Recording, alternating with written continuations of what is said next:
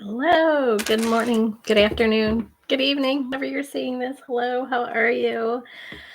I crack myself up. Let me get rid of, well, I'll keep chat up. Today we're going to be talking about a really big topic, and that's why I'm sort of chuckling to myself because I'm like, why did I think this would be like an easy topic to cover? I mean, I know why, but I just think it's funny. So if you're wondering what the topic is today, it's all about how we can use strategies to heal our wounded healer, the wounded.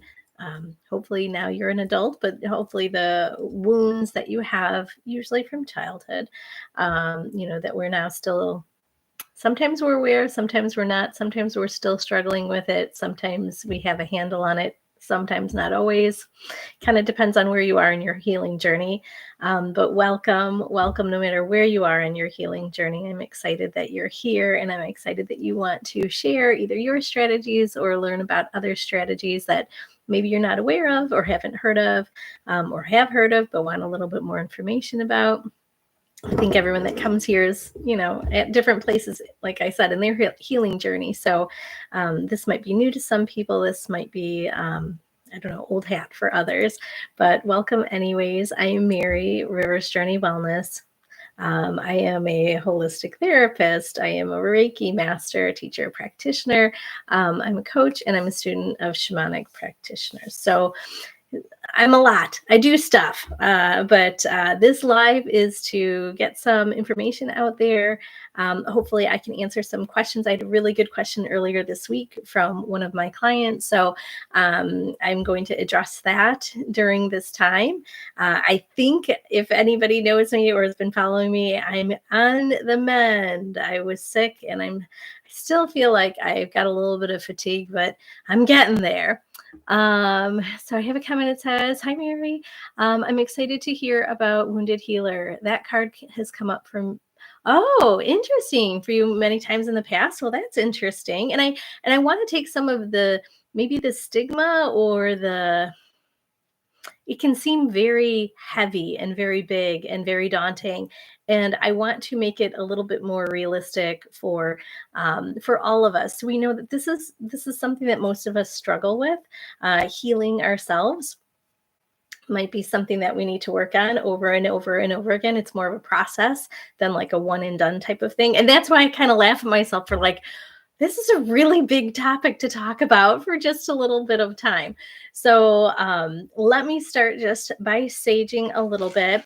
And if you have any questions about why was that coming up for you, or when was that coming up for you? If you've had any time for self-reflection, share your thoughts if you're comfortable with that. If you're not, you don't have to. You definitely don't have to.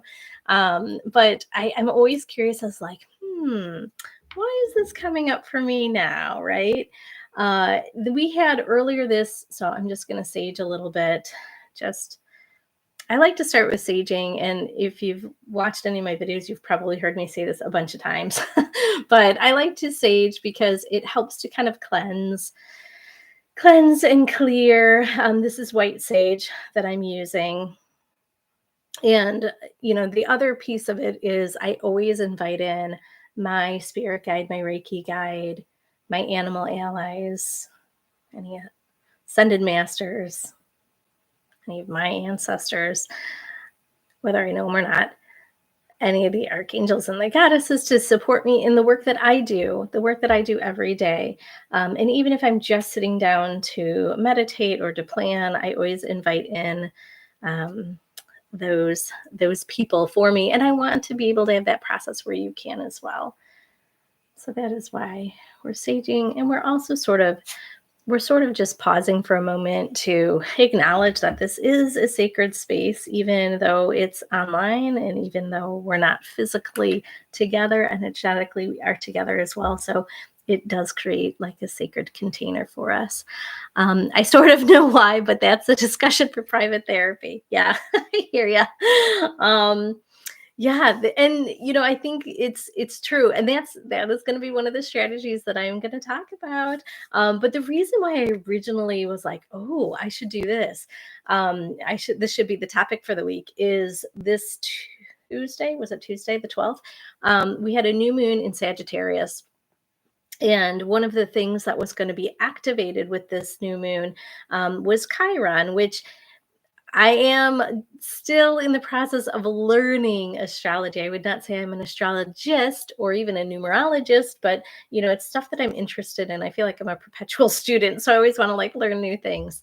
And one of the things with Chiron is it's considered like a comet or a small planet. But I know the mythology of Chiron. So whenever I hear Chiron, I'm like, oh, wait, what? So Chiron kind of represents the wounded healer. So if you know anything about Greek mythology, I'll probably kill the story. But my understanding is that Kronos was his dad. His dad was married to a woman, a goddess named Rhea, and Kronos had fallen in love with somebody else and had wanted to consummate the relationship, I guess, and had turned them both into himself and this woman into horses, and they were able to consummate the relationship in that way. She had the baby. He ended up being the centaur, so he's half horse, half human. And she was like, nope, not interested in this at all. And so he was sort of abandoned, and he was taken in and really learned about healing, learned about medicine, was just so just and thoughtful, and just a really good, I was gonna say human, but he wasn't really good, I don't know, being. And then what happened is sort of sad. He got hit with a poison arrow from actually his friend. He got caught up in kind of like some sort of fight or argument or whatever. His friend did not mean to shoot him with that. I think it was Apollo, but he did, and he couldn't heal himself. Chiron couldn't heal himself. He could heal others, but he couldn't heal this wounding. And stuff ends up happening at the end of the story, and he kind of trades in his immortal card so that he can save somebody else, actually. And he gets then honored by having this constellation named after him. So that's my understanding. I am, like I said, I'm a student, so I may not know all of the ins and outs, but that is my understanding. And so when we talk about wounded healer, oftentimes it's referred to in the context of Chiron.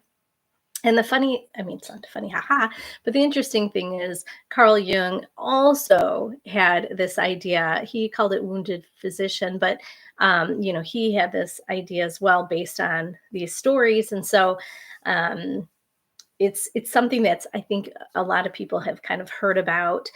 Even my daughter read like Percy Jackson a few years ago, this book series. It's a great book series. And they had these characters that I'm like, oh my gosh, this is kind of cool that they're integrating this into the books.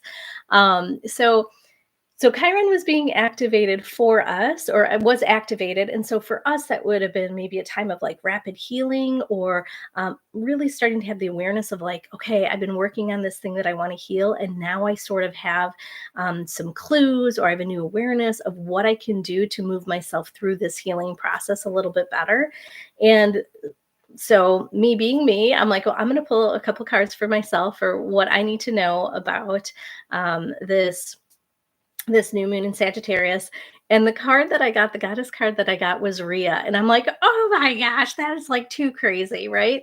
And so she is really the goddess of like flow and ease, which is kind of interesting. And so it was like, how can I pull the roadblocks out of my own healing journey so that I do have that flow and that ease, and that I can have rapid healing? And it's obviously ironic that I've been sick and that, I did take medicine to help expedite getting rid of the virus. And so that has been super helpful. But then also knowing that I still needed to do some stuff for myself to get me in a better place to be able to heal, to be able to feel better.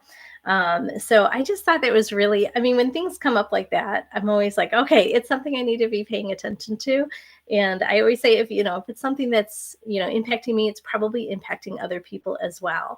And so it got me sort of thinking about this wounded healer. And as a therapist, I know we are probably fall into that bucket of jobs or careers that are oftentimes wounded healers. But wounded healers doesn't have to be just like a job, so to speak.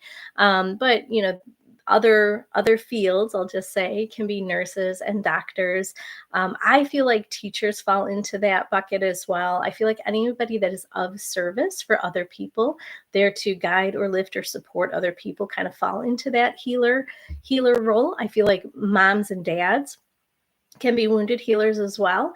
I feel like it can come from all sorts of different places, but when we have some sort of dysfunction or just something unhealthy in our childhood, we often start thinking about, how can I fix this, or how can I make it better, or why is this happening? And then those behaviors that come from that uh, end up kind of keeping us stuck in that wounded healer phase. So like, we don't want to get stuck in like the blaming or even the shaming of others, of what maybe has happened to us as kids that created that wounded healer within us. Then we get stuck in the victim role, and we don't want that. We want to just have the awareness of what that maybe was, where that root is, how it manifests, how it comes out for us, how other people can see it. Sometimes in the therapy world, we talk about like symptoms, of a diagnosis or a disorder. So, how does that come out? How are people able to see that? And then we want to obviously come up with strategies to heal, and then strategies to move forward. And so here's a comment. I feel like, based on things I have personally gone through, has made a wounded healer, as others always come to me when they have issues. Yeah, absolutely. It doesn't have to be your job. I think that's what Carl Jung was sort of referring to, because he called it this wounded physician. And so he was really specifically talking about, doctors or people within the medical field, and that would have been Chiron. But, I feel, yeah, you just go through these things and you become this beacon or this light for other people that see you as a helper, as potentially somebody that's going to heal their pain, whether it's through service to them, whether it's through talking or supporting them. I feel like it happens all sorts of different ways. It could be our role within a family dynamic. So yeah, absolutely. And, I think that, when I was in grad school, it didn't really dawn on me like, oh, why did I go into this field? When I was in college, I picked psychology. I had this interest in psychology because I wanted to understand people a little bit better. And if I dug a little deeper, I wanted to understand, why is there pain, emotional, mental pain? Why do others create emotional and mental and sometimes physical pain for others? Like, what is that? I had a really close friend, very, very good friend when I was a kid, who was suicidal in 8th grade. And I really didn't understand that piece. I understood feeling frustrated and feeling sad and feeling isolated, but not to the extent that I wouldn't want to be here. And so I wanted to wrap my mind around that in a different way. And that's why I picked psychology. And I also had a friend, and I found out later in life that there was some sexual abuse in their home, and there was some alcoholism, and it created a lot of reactions from the family, who I was very close with, a couple of the kids. And I wanted to understand that a little bit better too, because it wasn't something that I had experienced in my home at the time. So, it's interesting. I sort of was thinking about it from another person's perspective of like, oh, I want to understand why other people do these things that hurt other people, right?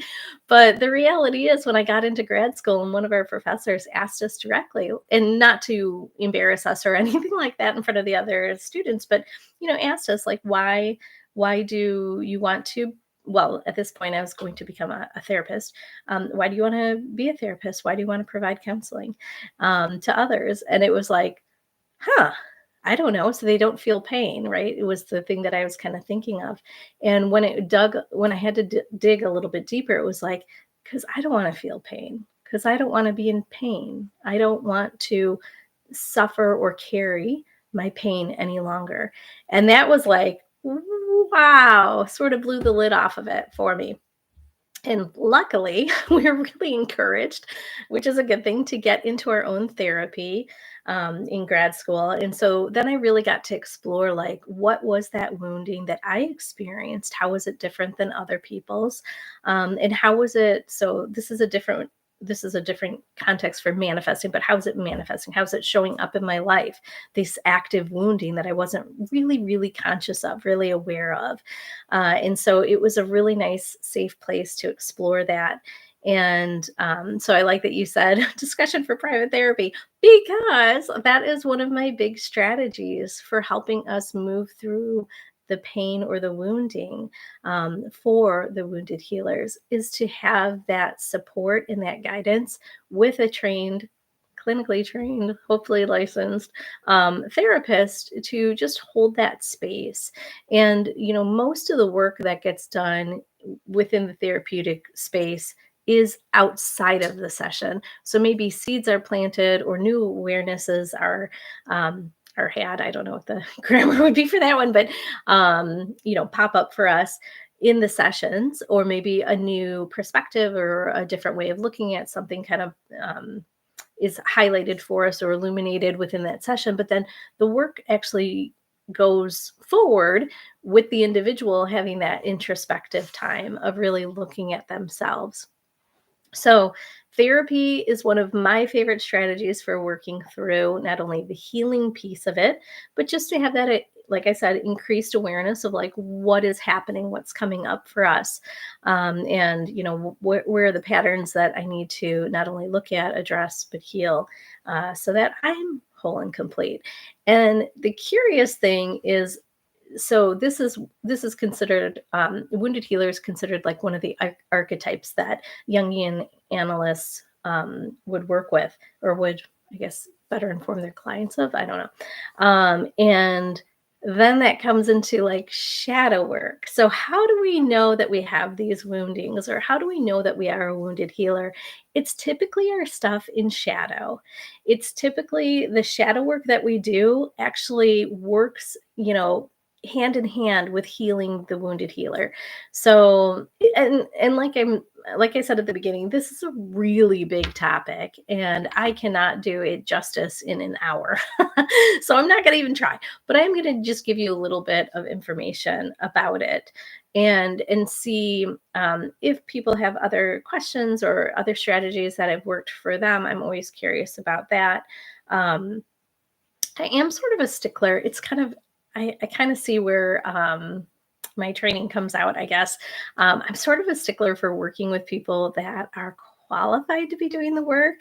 And the reason I say that is I came across, it was a blog, it was like a mommy blog, about something not related, but it was about a theory that's within the world of psychology. And this blogger was sort of bashing it, and I was like, "Boy, what a minute! This is like gold standard treatment for trauma." Is the therapeutic thing she was kind of bashing. I was like, "No, no, no, no, no." And her, the research that she was pointing to ended up being articles written by people that aren't even in the field, aren't researchers, and wasn't really research. And so I was like, oh man. So I really encourage you, when you're thinking about doing any sort of healing work for yourself, mind, body, and spirit, really look at the practitioner that you're going to be working with and see, are they qualified to be doing this? Because we could be really opening up a big can of worms if we don't have the strategies in place or the resources in place to support us when we're going through that kind of grieving process, or that healing. With healing, there's a little bit of angst at the beginning, but if we don't have somebody that can really hold that space for us and bring us to the other side, I want to encourage you to think about maybe working with a different practitioner. So therapy is probably number one, and number two, it's a little bit different, but it's sort of in the same vein. Is working with a Jungian, someone that is trained to be an analyst and can really take this information for you and kind of put it into a different context. And um, I think it's interesting work. I feel like there's definitely benefits to it, and I don't see a whole lot of drawbacks. I feel like it has to be something that you feel like meets your needs, and it's sort of aligned with who you are and where you are on your path. But that's another way that you can work on wounding that healing that wounded healer. The other thing is we have such, I don't know what the word is, snottiness, I don't know, arrogance, I don't know, about the benefits of Western medicine. And we sort of discount or diminish that people have been working with this for thousands of years in probably more of a um, native or indigenous way. And so you can work with a shamanic practitioner. You can work with indigenous medicine women, medicine men. You can work with other things such as plant medicine. So that would be like ayahuasca or maybe psilocybin, which is a type of mushroom. Um, I wouldn't encourage you to go to your local dispensary and be like, I'm going to get some pot. Not so much, but to work with a practitioner that's been trained and understands how to use the plant medicine, that really can help work you through that process, I think is a good thing. Because again, the work, you are going to be doing the brunt of the work, but you need to have somebody that's safe and can help guide you and support you. So those are probably my top three strategies. It all begins with sort of awareness, awareness that there's something there in our blind spot, something that's there in shadow. And to have the awareness that um, there's more work for me to do. I guess I know that can feel like one more thing, but it's, for me, I know I'm biased, but I'm like, it's liberating, it's freedom, it's like moving into your own healthy space and really becoming the best version of you. That is the tagline on my website for a reason, because when we do the healing work, we just grow and expand, and that light that you shine is going to be even more brilliant. However, you're not going to be attracting the people that kind of steal your energy or steal your shine or overtake, because you're going to be really just shining it out for the people that can reflect it back. You definitely will have healthier boundaries. You'll definitely have a better understanding of your needs and how to meet them in a healthy way. You'll definitely have a better ability to discern, what do I need to do for myself and where do I need support of others. I think there's just a lot of clarity that goes with that. And then we increase that confidence, that sense of self-empowerment, because we see that there are things that we can do for ourselves, that there are some things that are within our control, that we're not just at the, I don't know, at the mercy of some crazy wonky universe, right? That there's something that we can do to bring back that wholeness for ourselves. So hopefully that's something for you guys to think about. And I wanted to know if you have any questions or if you have any comments about that. I am going to address one of the questions somebody had emailed me, but I wanted to just pause for a minute if anyone had any questions or comments. Otherwise, I'm going to go to the question really quick.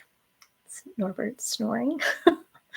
Don't know if the microphone picks up on that. I don't have any questions. Okay, that works right now. Okay, well, if you do have questions, just feel free to ask them.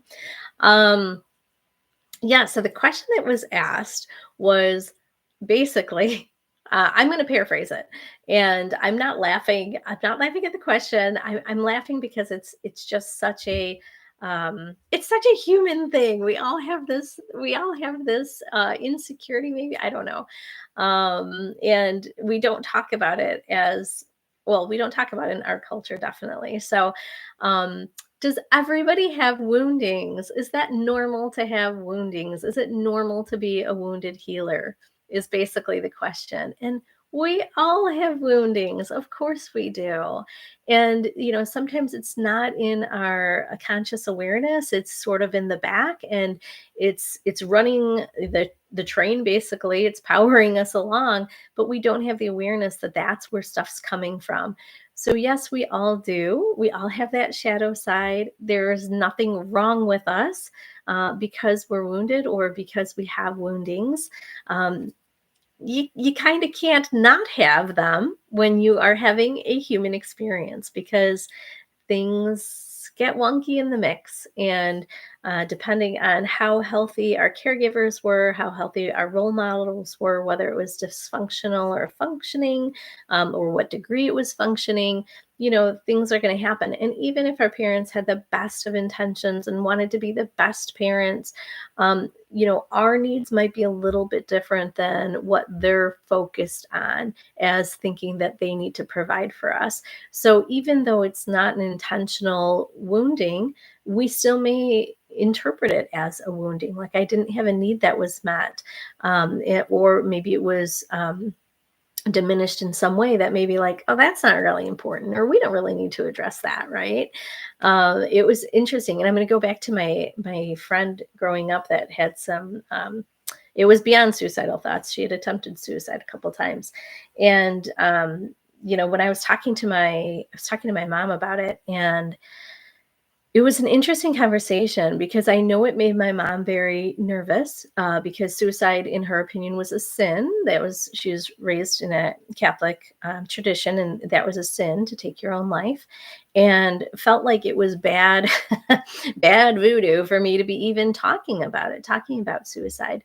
And luckily, later on in college, I did learn that it's really healthy to talk about those things. It's really healthy to have a better understanding of it. And when I got into the world of work, I was nervous again, about like planting the seed. I didn't want to bring up suicide if clients weren't thinking about it. And it was one of the questions we had in, like, when we first met with clients. We had to explore if there was any suicidal thoughts or ideations, there had been any plans or attempts in the past or currently. And I was really nervous about it. And one of my supervisors, a supervisor at the time, had said, like, you're not going to plant the seed. If anything else, you're going to give them an opportunity to talk about it and express their feelings in a way that they haven't been able to prior to coming into counseling. So that was reassuring too. But I feel like, again, kind of that Western mentality of like, if we don't talk about it, it's going to go away. And that's not what happens. It festers and it turns, I don't know, moldy and green, and comes out in ways that we're not anticipating. So I think it's good when we talk about our healing. And I feel like to talk about it in a way where there isn't some blame or shame. I understand the context of the question from my client about, does everybody have this? Is this bad? Is this something that, I'm failing at, right? Because I have wounding. And it's like, no, you definitely aren't. You're definitely not.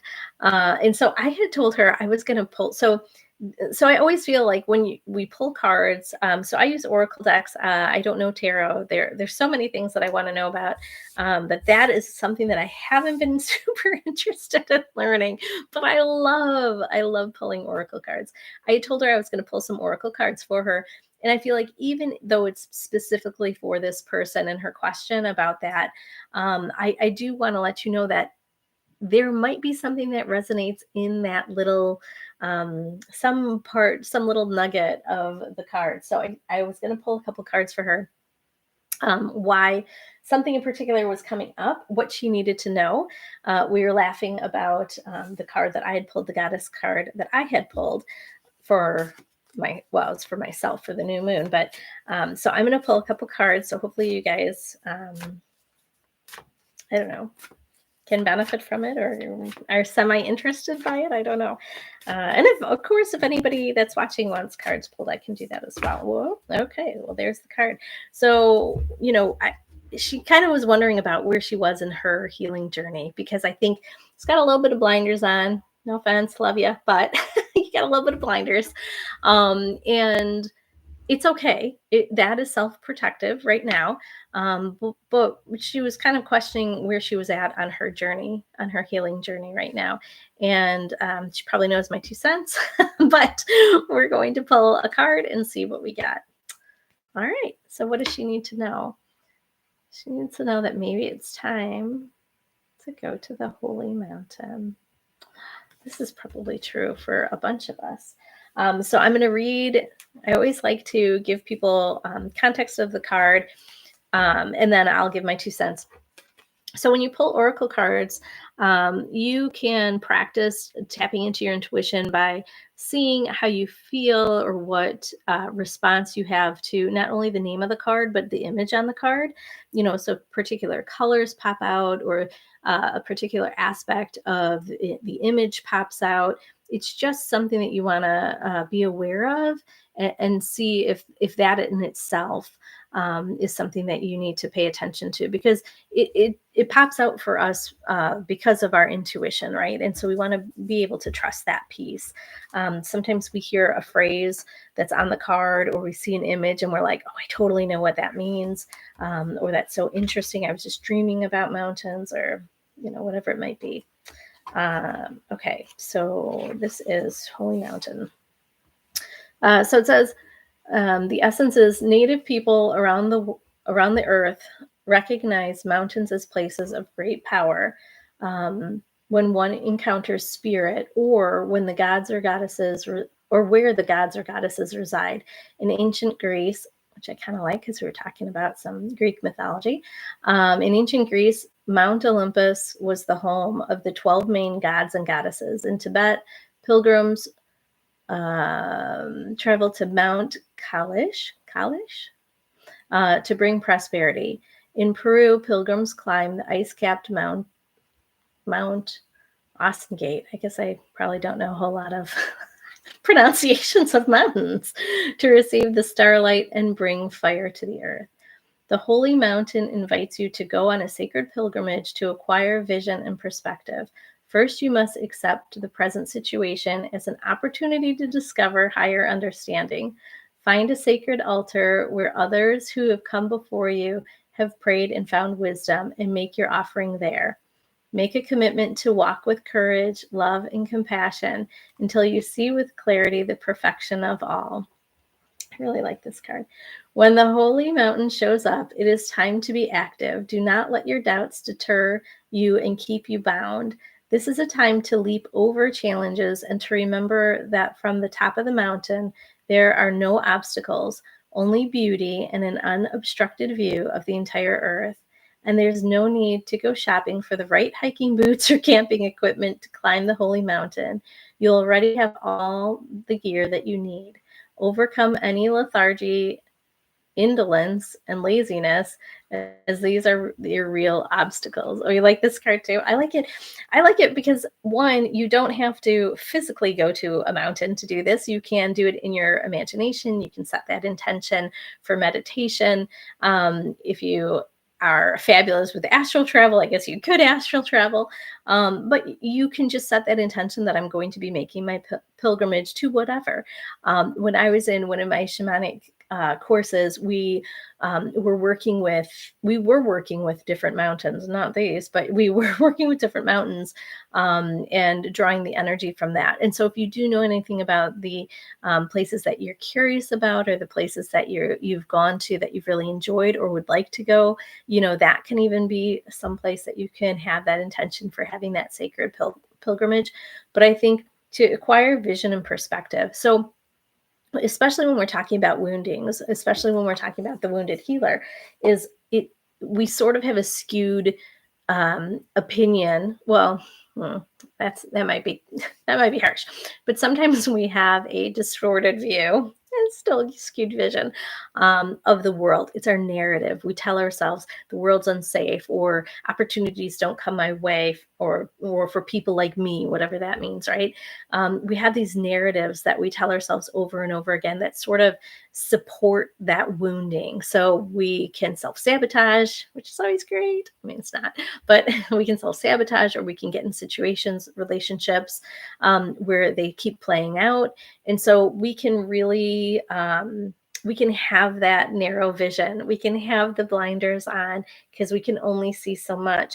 But this is really asking us to open up and expand that vision to see everything. Just think of how much you could see, right? How much you could see on that mountain if you gave yourself that permission to look at things from such a higher perspective.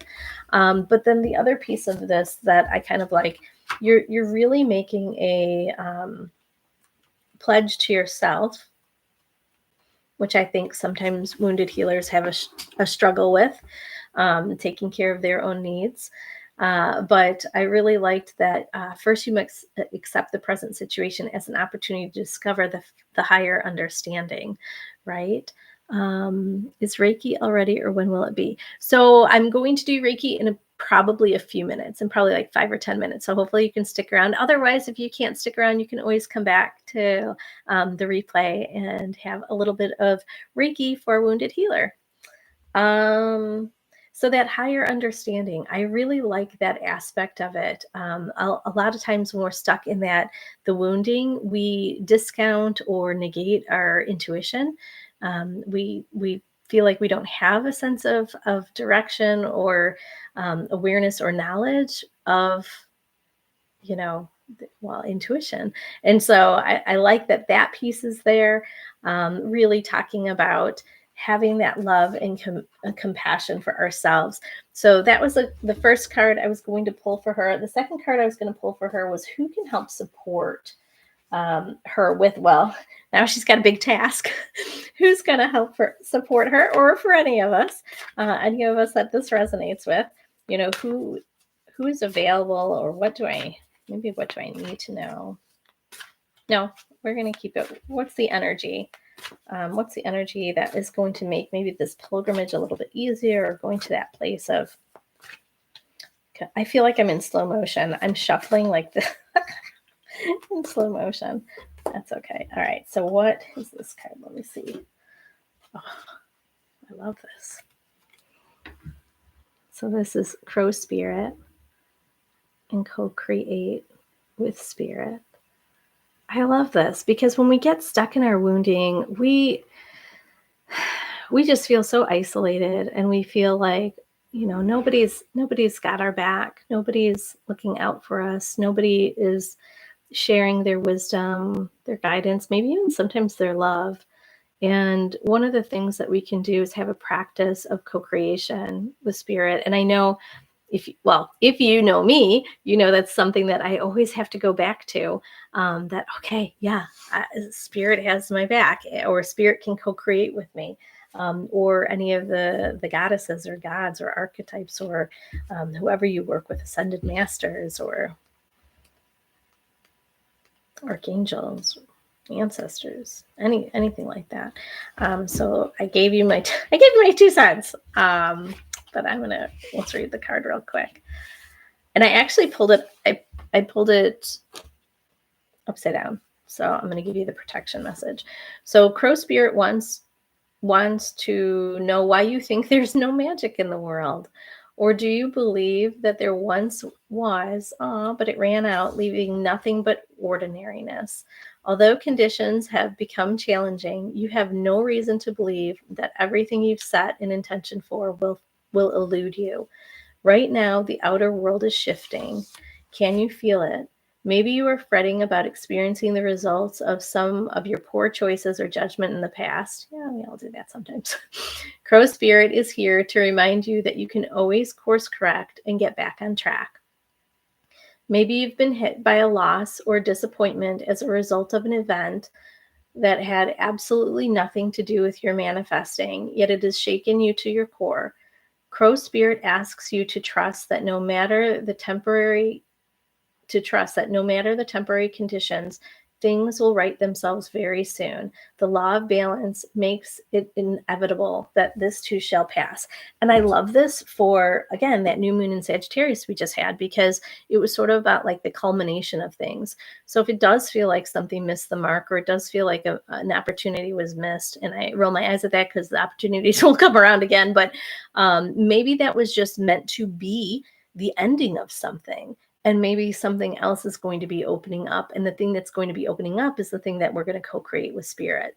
So, this is a perfect time for those endings, for that sort of death. We'll have rebirth in spring, but that death and opening up to the magic of co-creation. I love that because I still have my Morgan card, who will be with me for a while, be with me for the rest of probably winter for the death and magic.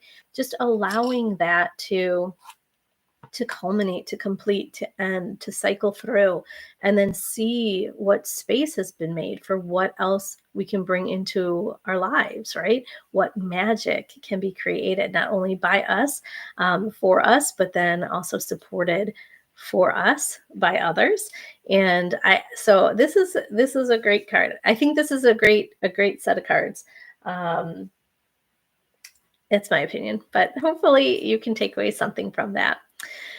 So if there's any questions, now is the time. Otherwise, let's do a little bit of Reiki just to release or open up some of, if it's been resistance that we've had towards healing, for healing ourselves, if it's been self-sabotage, if it's been sometimes lack of awareness, fear, sometimes fear of change, or fear of what if I get it wrong, or what if I don't do it right, or what if it's not available to me. Okay, awesome. Have a good rest of your day, good rest of your weekend. Stay healthy. I'm going to just light a little bit of sage again,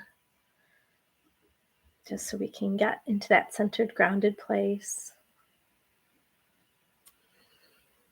So if you're in a place that you can relax and close your eyes, I'm going to put this to the side. That would be fabulous. If you can't, we'll talk soon. But if you can't, then replay it later. But however you feel most comfortable, whether it's sitting up or laying down, there's no right or wrong with this. You don't have to be attuned to Reiki to receive Reiki. You just have to be willing to be open to accepting it. You can kind of affirm in your own mind that, yes, I'm open to receiving. And if you have an intention that you would like to set for yourself around wounded healer, or around any woundings that you have, or even just trying to get to a place that feels grounded and centered again, if it has felt a little wonky, if your vision has felt really distorted, or even just maybe cloudy, if it hasn't felt like you've been able to co-create, you can always set intentions around that. Otherwise, you can always set the intention of just open to receiving Reiki, and knowing that it has its own intelligence and will find whatever you are needing without you sometimes even being aware of it. So just take a few grounding breaths, just getting yourself back into the body.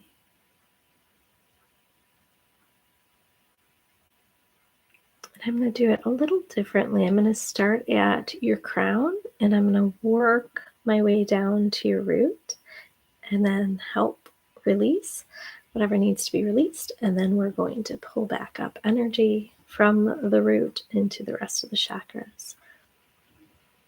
And again, if you feel sensations or anything comes up for you at different places, it's just meant to be for you.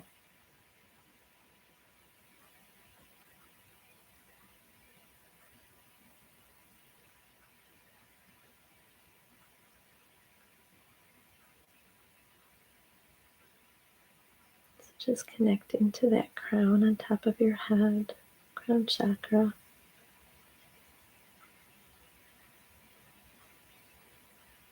Consider it like our connection to the universe.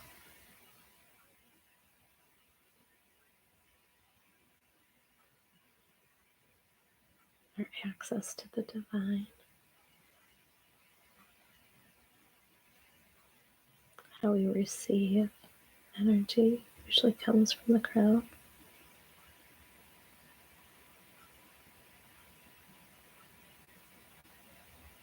Just allowing any old programming about being disconnected or isolated, allowing that to just fade away.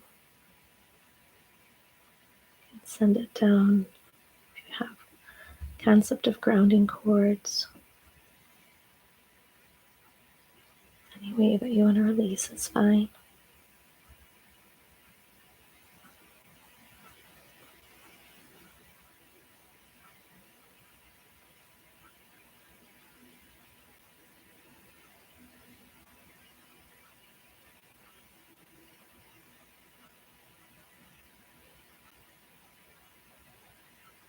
It might be our little card that I just pulled, but I'm seeing like a snow-capped mountain.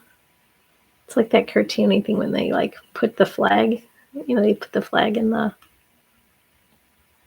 I was here, I don't know. I claim this mountain for myself. That sort of thing.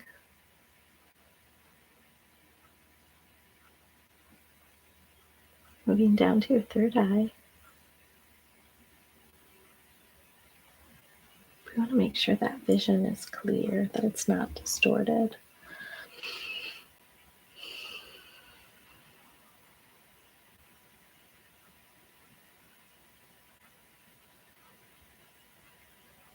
When we see ourselves or our situations for what it actually is, for who we actually are, it's never as scary as we anticipate. It's always more empowering. It's more liberating, more freeing to see ourselves for who we are. To be able to really trust our intuition, even if people have negated it in the past. Or even if people are still negating that.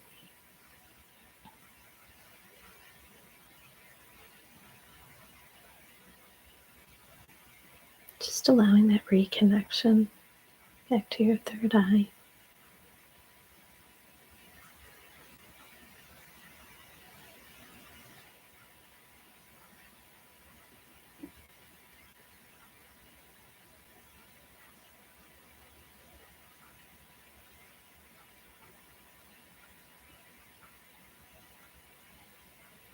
Oh, sometimes I use crystals. I probably should mention that if you haven't had Reiki with me. I'm going to move down to the throat chakra.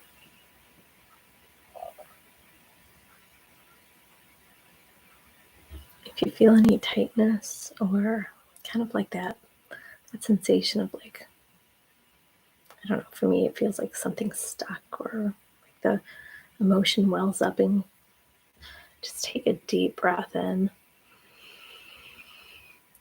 And just imagine releasing it all on the exhale.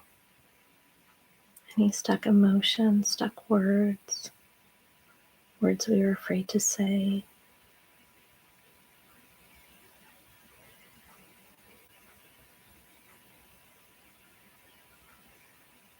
Sometimes it's past pain from words that we did say that we wish we wouldn't have. Words that we heard others say to us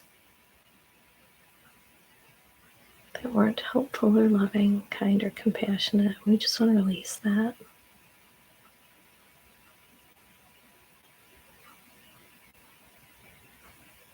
Again, using our own voice in a way that feels meaningful for us, feels like we're getting our message out. It's empowering. People that don't understand it, or the people that don't get it or hear it, maybe they're not meant to hear it now. Maybe they will later. I don't know.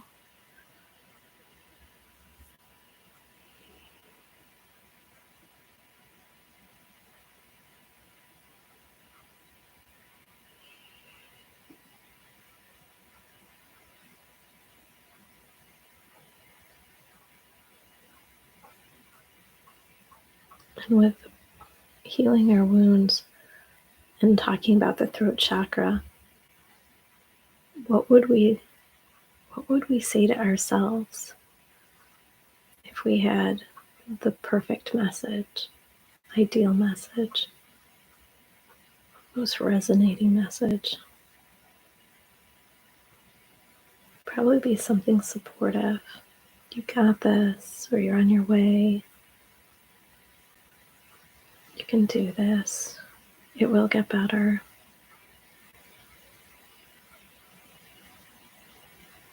You are deserving.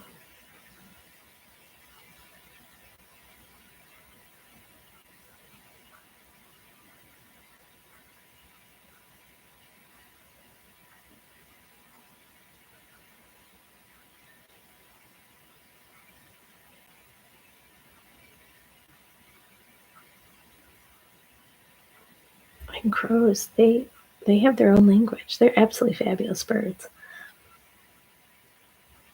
So what is your language? How are you expressing yourself in your unique way, in your unique voice?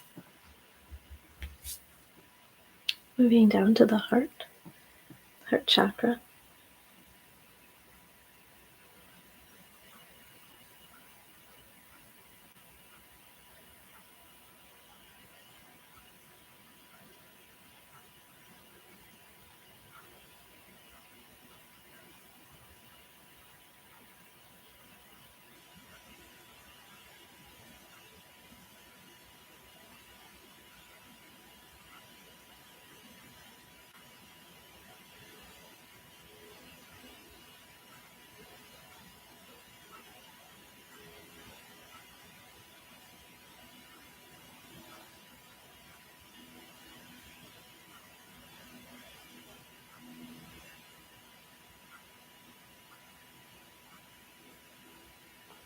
With woundings, with healing our woundings, we have to open to self-love and self-compassion, even if that wasn't something that was modeled for us. We have to have that practice.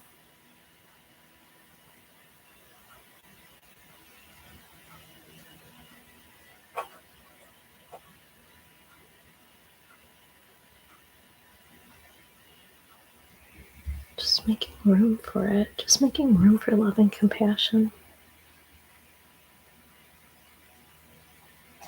If you don't know how to give yourself that love and compassion, maybe even just saying, I'm open to learning. I'm open to receiving.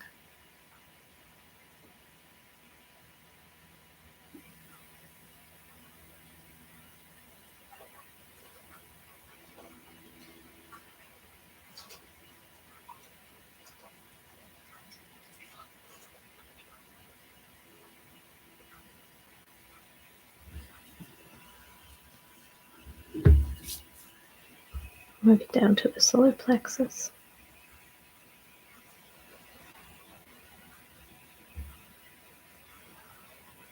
So we really got to focus on stoking our internal fire. What sort of fuel are you using?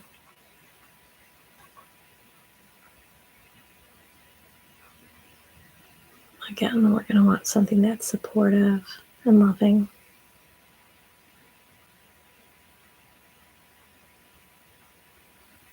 Something that balances out power and control. So we're not too aggressive. But we can be assertive, self-supporting.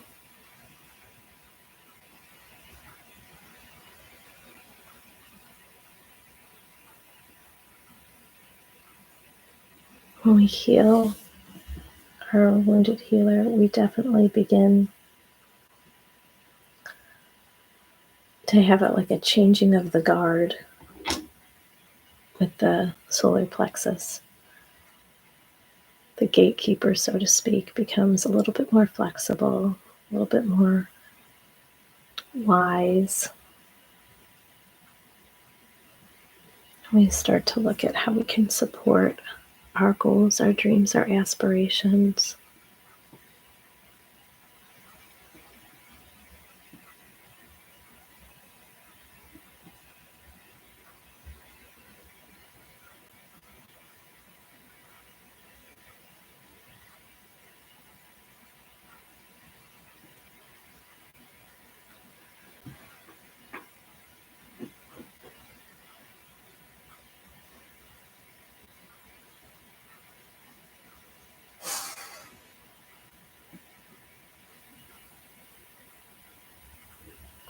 And moving down to the sacral.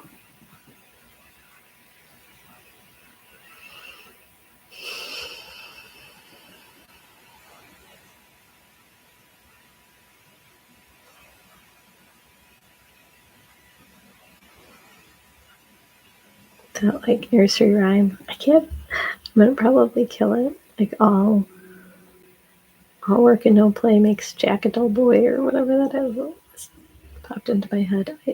We gotta make room for play and joy. We have to put aside sometimes our to-do lists and tasks. We have to be open and flexible to being in the present and accessing whatever pleasures of life can light us up.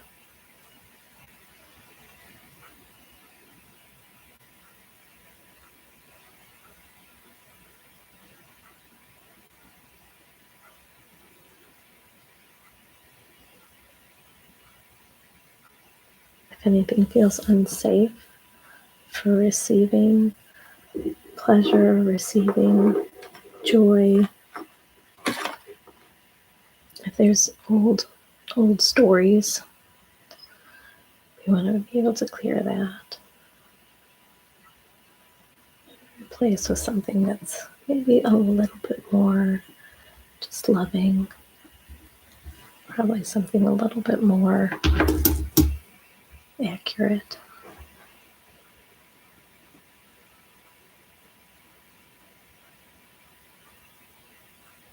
I am deserving of joy.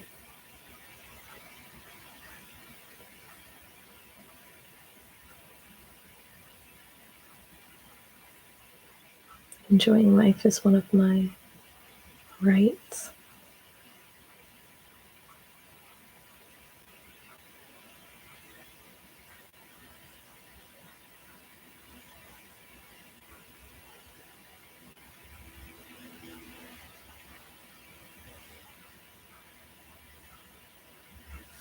And then I'm going to go down to the root.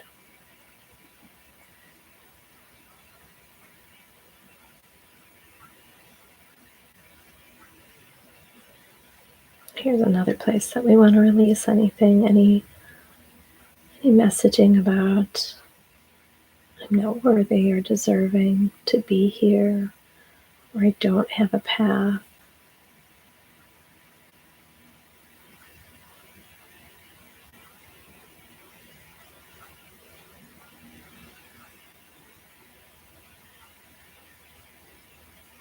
I think we want to connect the crown and the root because something's coming up about nobody being there to support or guide me, no one to illuminate my path.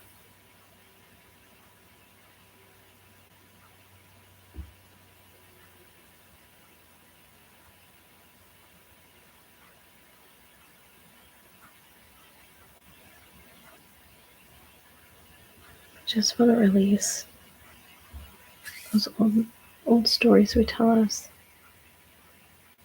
the too tight mindset or the ill-fitting belief.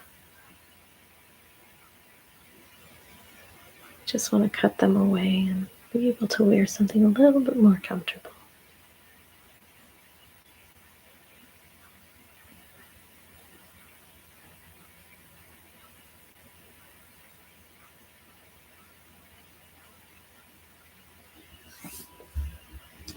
Just breaking up any of those stories.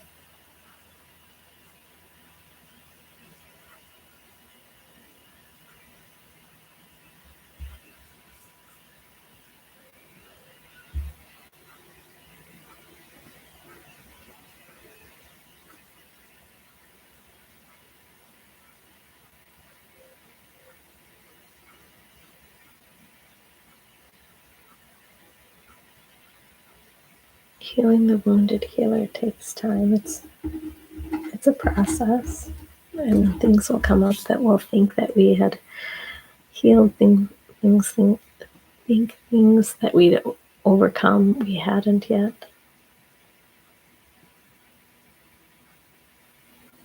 But it's like a different layer.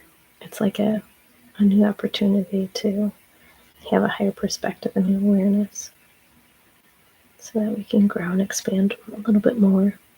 It doesn't all happen at once.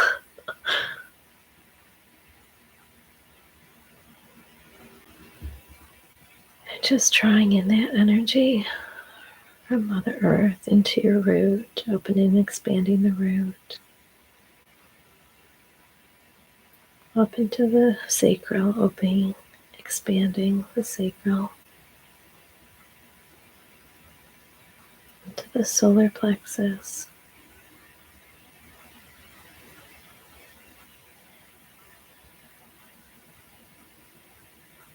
up into the heart,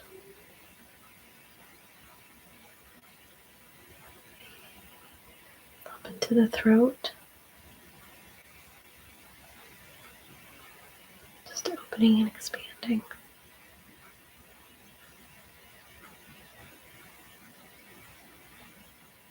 To the third eye. We want that higher perspective, that mountain view.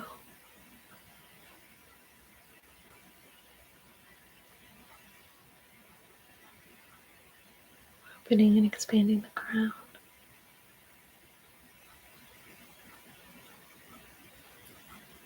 Allowing all the divine light, medicine, and wisdom to flow through your system, through the crown, through the root, filling in gaps and spaces or tears within your energetic body.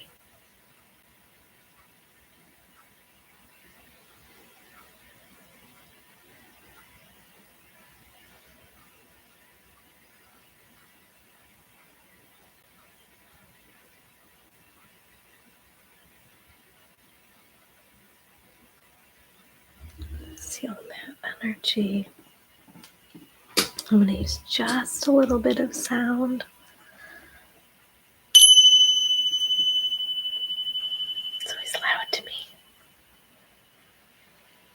And just take a deep breath, bringing yourself back to your body, back to your present, back to your room, back to whatever you need to be doing later, or whatever you need to be doing now if you're taking a break.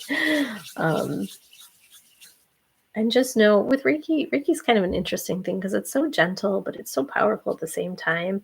And even if you didn't feel any sensations, or even if the things that I was seeing didn't feel in line with what you were experiencing, there is that intelligence of the energy, and it sort of continues to go where it needs to go even after the session. And so just be mindful of how you're using your energy, take a moment just to, I don't know, be with yourself. You can always take some time to journal, drink a little bit of water, just let everything sort of integrate. And I always feel like, things tend to integrate for a couple hours after receiving Reiki. So I hope this was helpful for you. If you would like a little bit more healing with this, I'm actually doing the winter solstice is next week, I want to say. Holy cow, it is. It's the 21st. So if you want to come to that is available on Eventbrite. It's on my website. I probably have posted it before, but you can always go to riversjourneywellness.com and find that information. I also have Soul Journey membership opening up again. I've been saying, oh, it's going to be this Saturday. Oh, it's going to be next. Yeah, I haven't finalized all my little tweakings that I needed to do for that. So still working on that. But if you are curious about it or want more information about it, send me an email or send me a comment, put a comment in this. Ooh, I don't know if I put... If I didn't put the link for winter solstice, I will put it back in after this. But you can always comment, leave a comment, and then I can get back to you that way if that's something you prefer. If you have a strategy that you've been working with or that has been helpful for you for Wounded Healer, I really only talked about a couple, just a few things that I know to be helpful, because I feel like this is such a big topic. And I knew I wouldn't have enough time to hit everything. But if there's something that you really have found helpful in your life, or something that you want to share with others as a strategy to work through that healing process, please put it in the comments. I know sometimes it's a little scary putting a comment out there to the world, but I think I have a pretty nice community. I don't think anybody would judge or criticize you.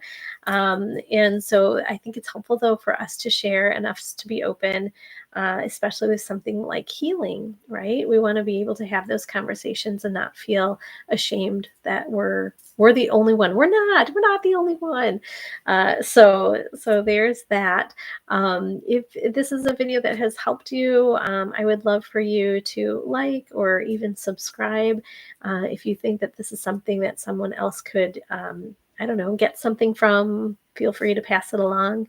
If you'd like to work with me in a different way, you can always head over to my website, or you can always catch me on lives. So I wish everybody a wonderful day, evening, weekend, whenever you're watching this. And I hope to connect soon. So take care.